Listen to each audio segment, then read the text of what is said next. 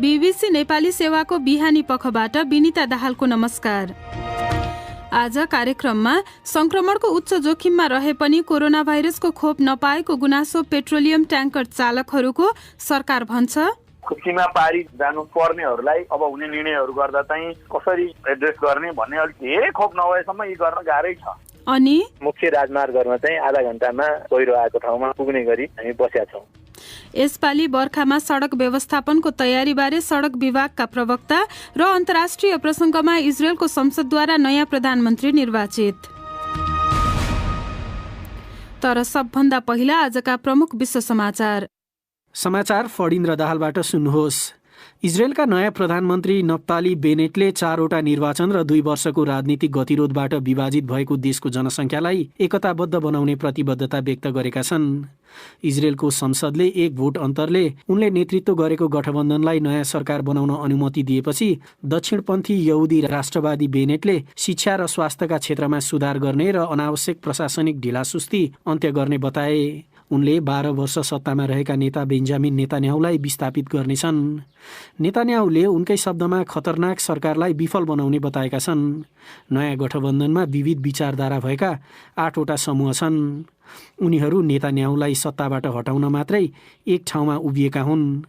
बेनेटले गठबन्धन निर्माणमा महत्त्वपूर्ण भूमिका खेलेका याएर लापिडलाई प्रधानमन्त्री बन्ने बाटो खोल्न 2 वर्षपछि आफूले सत्ता छाड्ने बताएका छन्।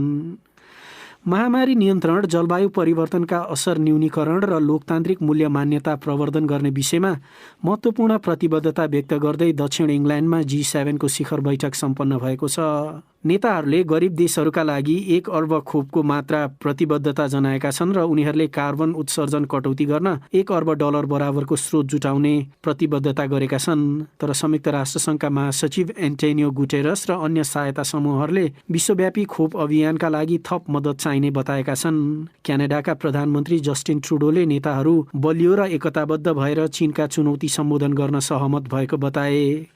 धनी राष्ट्रहरूको उक्त समूहले बेइजिङलाई सिन्जियाङमा मानवाधिकारको सम्मान गर्न भनेको छ। अमेरिकी राष्ट्रपति जो बाइडन नेटो र युरोपेली सङ्घका नेताहरूसँग भेटवार्ता गर्नका निम्ति 2 दिने भ्रमणमा बेल्जियमको राजधानी ब्रसल्स पुगेका छन्। सोमबार नेटोका 28 सदस्य बीचको छलफलले अमेरिका परम्परागत नेतृत्वदायी भूमिकामा फर्किएको सन्देश दिने ठानिएको छ। राष्ट्रपति ट्रम्पको शासनकालमा त्यो केही कमजोर भएको थियो। नेटोका नेताहरूले बाइडनले जिनिभामा रुसी राष्ट्रपति पुटिनलाई दिने स्पष्ट सन्देशबारे साझा अवधारणा बनाउन सक्ने बताइएको छ।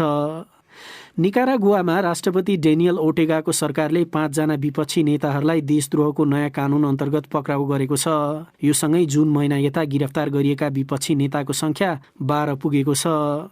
डेनियल ओर्टेगाले नोभेम्बरमा हुने चुनावअघि विपक्षीहरूलाई आफ्नो बाटोबाट अलग गर्न पछिल्लो प्रयास गरिरहेको उनका आलोचकहरू बताउँछन्। र आयोजक ब्राजिलले ढिलो गरी सुरु कोपा अमेरिका प्रतियोगिता अन्तर्गत उद्घाटन खेलमा कोरोना भाइरस महामारीको प्रभाव बेहोरेको भेनेजुएलाको टोलीलाई 3-0 गोल अन्तरले हराएको छ। कोभिड निषेधाज्ञाका कारण राजधानी ब्राजिलियाको खाली रङ्गशालामा उक्त खेल सम्पन्न भएको थियो। एउटा सहआयोजक अर्जेन्टिनाले महामारीका कारण प्रतियोगिता गर्न असमर्थ रहने बताएपछि छोटो सूचनाकै आधारमा ब्राजिलले प्रतियोगिता गराएको हो। तर 3वटा प्रतिस्पर्धी टोलीले सङ्क्रमणबाट प्रभावित भएको बताएका छन्। यो बीबीसी नेपाली सेवा हो।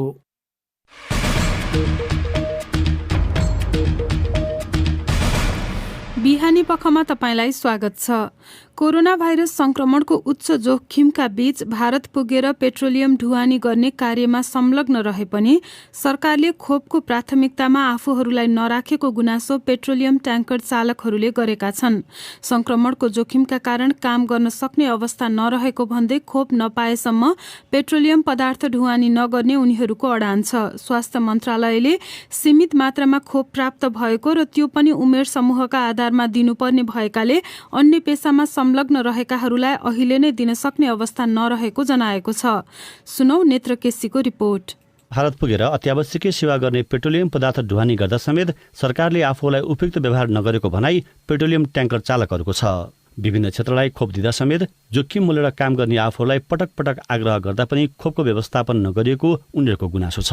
नेपाल पेट्रोलियम ट्याङ्कर चालक सङ्घका अध्यक्ष ईश्वर लामा। हामी यो चालक साथीहरूमा 5-7 जनाको निधन पनि भइसकेको। हामी इन्डियाको बरौनी रक्सौल गएर लोड गरेर आउने गाडीहरू त्यो गरेर आउँदाखेरि हामीले पटक पटक चाहिँ हामीले माग गरियो। माग गर्दैन, हाम्रो सुनवाई के पनि भएन सर। उहाँहरूले खोप हाल्नुपट्टि चाहिँ कुनै चासो दिएन। त्यही कारणले चालक साथीहरूले चाहिँ गाडी चलाउन नसक्ने भनेर हात उठाएको चाहिँ स्थितिहरू। एकातिर भारतमा गएर आउँदा कोरोना भाइरस संक्रमित हुने जोखिम अनि अर्कोतिर भारत पुगेकै कारण बाटोमा खानपानको प्रबन्ध गर्न समेत परेको अप्ठ्यारोबारे लामाले बीबीसीसँग यसरी दुखेसो पोखे। इन्डियासम्म गएर आउँदाखेरि 3 दिन 4 दिनको टाइम लाग्छ। इन्डिया गएर आएको भन्दा साथै कुनै होटेलले खोलेर खाना खुवाउनु नभने हत्तनपत्त भित्र नछिराउने स्थिति। हामीले टिफिनमा खाना लिएर हिँड्छु, टोयलेट सुत्न जानलाई नै साह्रै समस्या परेको। होटेलमा त छिराउँदैन। सरकारले अहिले देशका विभिन्न भागमा फरक फरक उमेर समूहका व्यक्तिलाई खोप लगाउने काम गरिरहेको छ। तर खोप कम रहेको र उमेर समूह तोकिएकाले अन्य पेशाकर्मीहरूलाई दिन सक्ने अवस्था नरहेको बताउँछन् स्वास्थ्य मन्त्रालयका प्रवक्ता डाक्टर कृष्ण प्रसाद पौडेल। खोप पनि अब जुन बाँकी छ त्यो पनि केन्द्र सरकारसँग छैन। जिल्ला जिल्लामा गइसकेका छ। मन्त्रालयले उमेर समूह बाहेक अरू निर्णय गरेको छैन। त्यो पनि एउटा रिस्की समूह चाहिँ हो। सीमा पारी जानु पर्नेहरूलाई अब हुने निर्णयहरू गर्दा चाहिँ कसरी यी समूहहरूलाई एड्रेस गर्ने भन्ने अलिक चुनौती नै रह्यो। मेन धेरै खोप नभएसम्म यी गर्न गाह्रै छ। आइतबार काठमाडौँमा सरकारी पेट्रोल पम्प बाहेक अन्यमा पेट्रोलियम पदार्थ वितरणका लागि ढुवानी बन्द गरेका चालकले भारत र अम्लेखगञ्जबाट पनि ढुवानी बन्द गर्ने जानकारी निगमलाई गराइसकेको बताएका छन्। नेत्र केसी, बीबीसी काठमाडौँ। केही दिन यता भित्रिएको यो वर्षको मनसुनमा औसतभन्दा बढी पानी पर्ने प्रक्षेपण जल तथा मौसम विज्ञान विभागको मौसम पूर्वानुमान महाशाखाले गरेको छ। नेपालमा वर्षाका बेला बाढी पहिरोका कारण सधैँजसो मुख्य सडकहरू अवरुद्ध हुँदै आएका छन्। सडकका कारण कोरोना भाइरसको संक्रमणका बेला अति आवश्यकीय सेवा र बिरामीलाई अस्पतालसम्म पुर्याउन समस्या हुने हो कि भनेर चिन्ताहरू व्यक्त हुन थालेका छन्। यसै सन्दर्भमा हामीले सडक विभागका प्रवक्ता समेत रहेका उपमहानिर्देशक शिवप्रसाद नेपाललाई सम्पर्क गरी सुरुमा सोधेका छौं, बर्खाका बेला सडकहरू अवरुद्ध हुन नदिन के तयारी छ?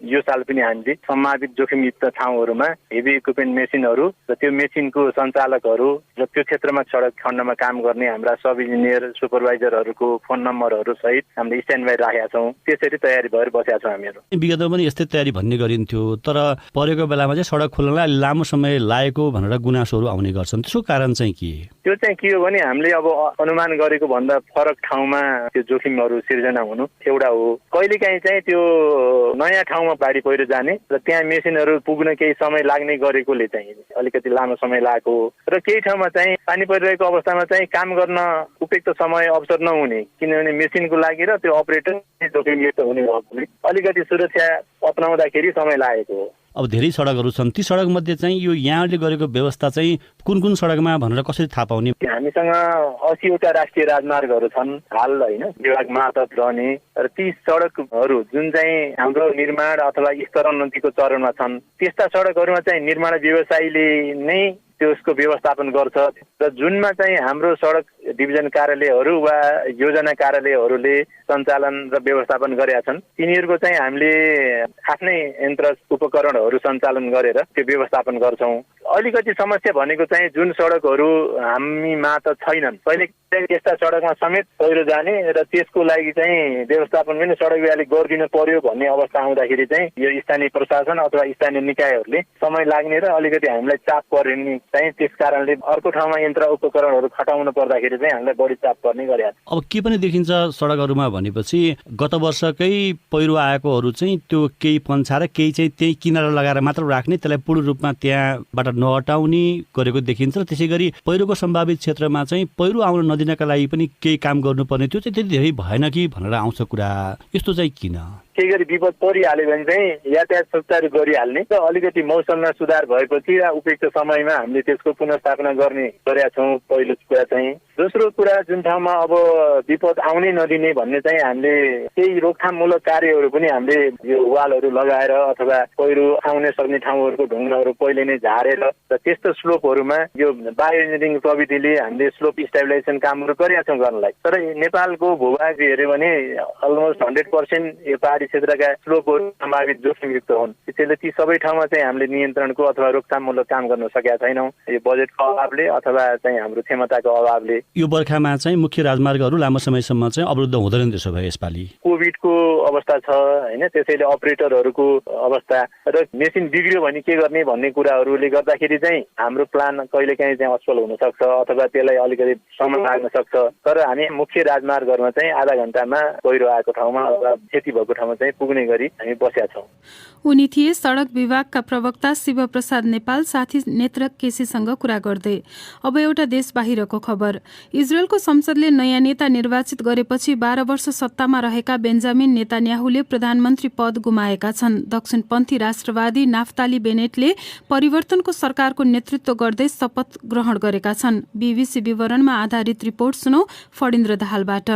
अत्यन्तै साँगुरो 60-59 बहुमतका आधारमा अभूतपूर्व गठबन्धनको नेतृत्व गर्दै बेनेट संसदबाट प्रधानमन्त्री चुनिएका हुन्।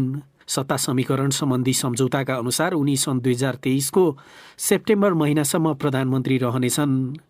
त्यसपछि उनले यस अटिड पार्टीका नेता याएर लापिडलाई अर्को 2 वर्षका लागि प्रधानमन्त्री पद हस्तान्तरण गर्नेछन्। नेतान्याहु इजरायलका हालसम्मकै सर्वाधिक लामो समय सत्तामा रहेका नेता हुन्।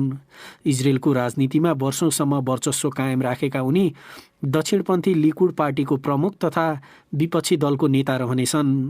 संसदमा भएको छलफलमा बोल्दै नेतान्याहुले भने, हामी फेरि फर्कनेछौँ।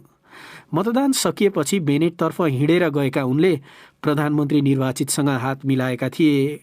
प्यालेस्टिनीहरूका प्रतिनिधिले इजरायलको नयाँ सरकारलाई खासै चासो नदिने किसिमको प्रतिक्रिया जनाएका छन्। गाजामा नियन्त्रण जमाएको हमास समूहका प्रवक्ताले इजरायललाई एउटा उपनिवेशवादी निकाय भन्दै बल प्रयोग गरेर प्रतिरोध गरी आफ्ना अधिकारहरू फिर्ता लिनुपर्ने बताएका छन्। अमेरिकी राष्ट्रपति जो बाइडेनले बेनेटलाई बधाई सन्देश पठाउँदै आफूले उनीसँग काम गर्न चाहेको बताएका छन्। बिहानी पखको अन्तिम विषय। कोरोना भाइरसको संक्रमणबाट ज्यान गुमाएका व्यक्तिका परिवारलाई प्रदेश सरकारले राहत स्वरूप 1 लाख रुपैयाँ उपलब्ध गराउने घोषणा गरे पनि मृतकका आफन्तहरू भने आफूहरूले उक्त राहत रकम अहिलेसम्म नपाएको गुनासो सुनाउँछन्। तर आर्थिक वर्षभित्र राहत रकम दिने दावी प्रदेश सरकारले गरेको छ। सुर्खेतबाट प्रकाश पन्तको यो रिपोर्ट। कोरोना संक्रमणबाट श्रीमान गुमाएकी दैलेकी भविष्यरा थापाले चाँडो राहत पाए। श्रीमानको मृत्यु संस्कारमा लागेको ऋण तिर्ने र बचेको पैसाले छोराछोरीलाई पढाउन सहज हुने ठानेकी छन्। आवश्यक कागजपत्र बुझाइसकेकोले ढिलै भए पनि राहत रकम पाइन्छ कि भन्ने आश लागिरहेको उनी बताउँछिन्। अब दिने भने पुरा पर्चा भएको रेडियोमा एफएममा पनि सुनेको हो, अनि अहिलेसम्म केही थाहा छैन। एकचोटि त हात पर्ला नि दिनुहुन्छ होला नि जस्तो लाग्छ। कोरोनाबाट आफन्त गुमाएकी सुर्खेतकी लक्ष्मी रोकाए भने प्रदेश सरकारले अहिलेसम्म पनि राहत दिन नसकेपछि राहत पाउने आश मरिसकेको बताउँछिन्। मिल्यो भनेर कुरा त गरेको थिए, केही त मिलेन। फेरि नआउँदाखेरि अब दिन्न क्या भन्ने सोच भयो, आशा केही लागेको छैन। प्रदेश स्वास्थ्य सेवा निर्देशनालयका अनुसार कर्णाली प्रदेशमा कोभिड संक्रमणबाट अहिलेसम्म 272 जनाको मृत्यु भएको छ। तर प्रदेश सरकारले दिने भनेको 1 लाख रुपैयाँ राहत अहिलेसम्म कसैले पनि पाएका छैनन्। प्रमुख प्रतिपक्षी दल नेकपा एमालेका नेता यामलाल कडेल हतारमा निर्णय गर्ने र निर्णय कार्यान्वयन नगर्ने प्रवृत्ति प्रदेश सरकारमा देखिएको बताउँछन्। उनी आफूले गरेको निर्णय कार्यान्वयन गर्न नसक्नुलाई असक्षमताको संज्ञा समेत दिन्छन्। नीति तथा कार्यक्रममा सामेल गरेका छ। कोरोनाको मात्रै होइन कि सबै चिज निर्णय गर्ने तर कार्यान्वयन गर्न नसक्ने असक्षमताको यो पराकाष्ठ हो भन्ने मलाई लाग्छ। यता प्रदेश सरकारका आन्तरिक मामिला तथा कानून मन्त्री सीता नेपाली राहत सम्बन्धी देखिएका कानूनी जटिलताहरू सल्टाएर चाँडै राहत दिने दावी गर्छिन्। घोषणा बजेटमा गरे पनि कार्यान्वयन गर्नका निम्ति थोरै जटिलता भएको कारणले त्यसलाई चाहिँ सल्टाउने प्रक्रियामा हो। हामी त्यही आर्थिक वर्षमा पाउनुहुन्छ। राहत घोषणा गरेर मात्र नहुने भन्दै समयमै मृतकका परिवारलाई राहत दिने व्यवस्था मिलाउनु पर्ने कर्णालीवासी बताउँछन्। प्रकाश पन्त, बीबीसी सुर्खेत।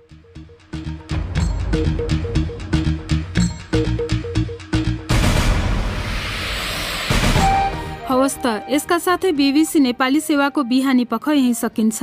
बेलुकी पाउने 9 बजे साँझ पख लिएर हामी फेरि उपस्थित हुनेछौँ। त्यस बेलासम्मका लागि हामी सबैलाई बिदा दिनुहोस्। नमस्कार।